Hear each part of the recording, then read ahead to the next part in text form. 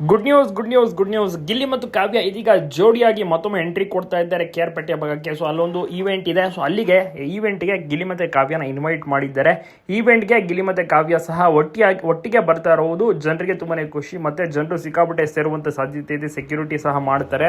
ಗಿಲ್ಲಿ ಕಾವ್ಯ ಅವರು ಬಹಳಷ್ಟು ಚೆನ್ನಾಗಿ ಮಿಂಚ್ತಾ ಇದ್ದಾರೆ ನೋಡಿ. ಬಿಗ್ ಬಾಸ್ ಮುಗಿದು 5 ತಿಂಗಳಾದ್ರೂ ಕೂಡ ಕಂಪ್ಲೀಟ್ ಬ್ಯುಸಿ ಆಗಿರುವಂತಹ ಈ ಜೋಡಿ ಇವತ್ತು ಕೂಡ ಕಾನ್ ಸ್ಟಾಪ್ ಫಂಕ್ಷನ್ಗಳು ಅಟೆಂಡ್ ಮಾಡ್ತಾ ಇದ್ದಾರೆ. ಸೊ ನಾಳೆ 20ನೇ ತಾರೀಕು ನಾಳೆ ಮಿಂಚಲಿದ್ದಾರೆ. ಎಲ್ಲರೂ ಕೂಡ ಹತ್ರ ಸುತ್ತಮುತ್ತ ಊರು ಇರುವಂಥವರೆಲ್ಲರೂ ಕೂಡ ಹೋಗಿ ನೋಡ್ಬೋದು, ಕಾರ್ಯಕ್ರಮವನ್ನು ಎಂಜಾಯ್ ಮಾಡ್ಬೋದು. ಅಲ್ಲಿ ಸಾಕಷ್ಟು ರೀತಿಯಲ್ಲಿ ಡ್ಯಾನ್ಸ್ ಇರ್ಬೋದು. ಬಹುಶಃ ಅದು ಪ್ರತಿಭಾ ಪುರಸ್ಕಾರ ಅವಾರ್ಡ್ ಫಂಕ್ಷನ್ ಆಗಿರುತ್ತೆ. ಅವಾರ್ಡ್ಗಳನ್ನು ಪುರಸ್ಕಾರ ಪ್ರಶಸ್ತಿಗಳನ್ನು ಕೊಡುವಂಥ ಕಾರ್ಯಕ್ರಮಕ್ಕೆ ಗಿಲ್ಲಿ ಅವರು ಹೋಗ್ತಿದ್ದಾರೆ.